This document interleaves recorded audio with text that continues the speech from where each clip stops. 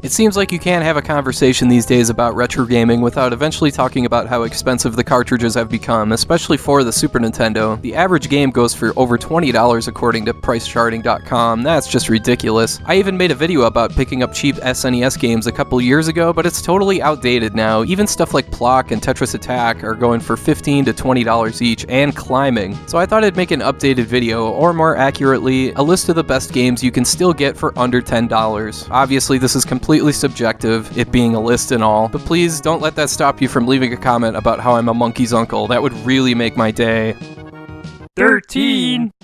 Michael Jordan, Chaos in the Windy City. Right away you might be thinking, wait, what? And yeah, this is actually a pretty good game, an exploration-based platformer starring Michael Jordan and his super-powered balls. There's 5 gigantic stages where you find keys, unlock new areas, rescue kidnapped players, and dunk on enemies. The premise is pretty ridiculous, but believe it or not, this is a pretty well-made game, so if you're into platformers that make you explore a little bit, you should check this one out.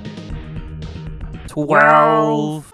Boxing Legends of the Ring, otherwise known as Chavez 2, is a game you usually see like 3 or 4 copies for every time you go to a used game store, but this is actually one of the better 16-bit boxing games out there. No, it's not as good as Super Punch-Out, but it holds its own by implementing classic boxing strategy elements as well as a fantastic visual style. You also get to fight as guys like Sugar Ray Leonard and Roberto Duran. I know not everyone's into boxing, but even if you're not, this game still has its strengths. 11. Addams Family Values is a top-down adventure game where you play as Uncle Fester trying to rescue baby Pubert. In addition to the adventure-style combat, there's some RPG elements here too, like upgrading your attack, your equipment, and your life bar. Sadly, there's no battery save here, only passwords, but still, this is a solid game that you wouldn't expect to be that good, especially if you remember Fester's Quest for NES. If you're into games like this, Addams Family Values is by far the cheapest option out there. 10.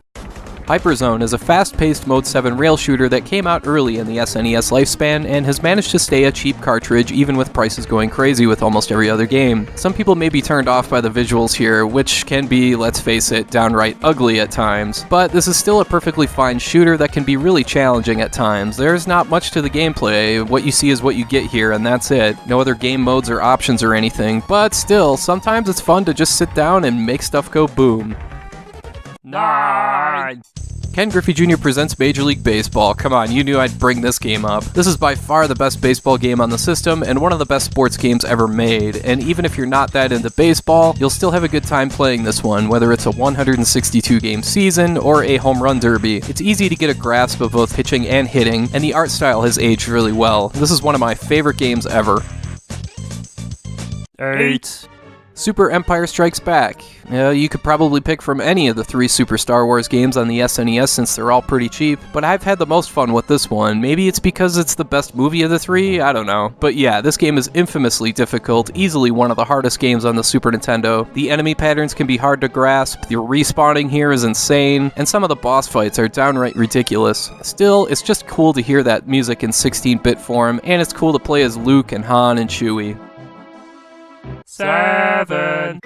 Tiny Toon Adventures Buster Bust Loose. This is one cartridge from my earlier cheap SNES games video that hasn't changed much in price for whatever reason. It's a side-scroller made by Konami that features all sorts of bonus games that add a lot of variety, and it also represents the source material very well. I know this game has kind of like a childlike vibe to it, but it's definitely a worthwhile playthrough and a well-made game.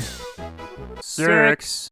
SimCity may be seen as a pretty limited game today, but sometimes it's still nice and relaxing to just sit back and build a city while that tranquil soundtrack washes over you. This is an easy pick for this list, it's always been super cheap, and it's a great challenge to try and legitimately build a city. Of course, if you'd rather put in the money code and just build an entire city made out of airports, that's cool too. 5.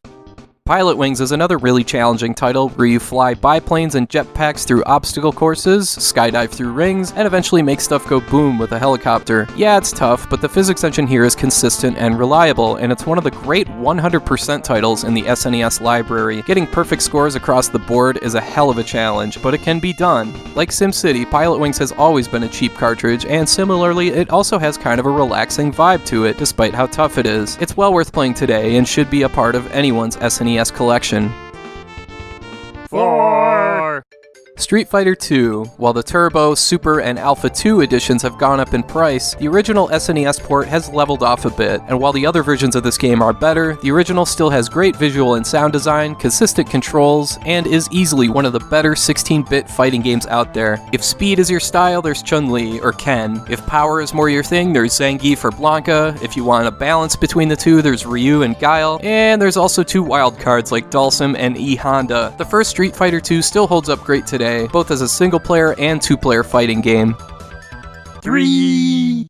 Top Gear. I remember standing at the rental store one day thinking about how tired I was of all the same old stuff I kept renting over and over, so I decided to take a chance on this racing game I'd never heard of. Turns out that was one of the best decisions I'd ever made in my young life at that point, because Top Gear is an exhilarating arcade-style racing game with a wide variety of tracks and an incredible sense of speed. Yeah, the split screen that's there even as you play in single player is kind of annoying, but it's at least fun to try and make the computer's life hell. Top Gear is one of my all-time favorites.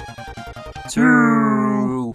Goof Troop is another game based on a TV show, this time being a top-down action game that's one of the best multiplayer games on the system. Most of the gameplay is built around clever and intuitive puzzles where you both have to work together to progress through the game, so it really feels super rewarding the further you get into the game. Even if you're not big into Disney, this is a fantastic two-player game and a perfectly good single-player game as well. 1.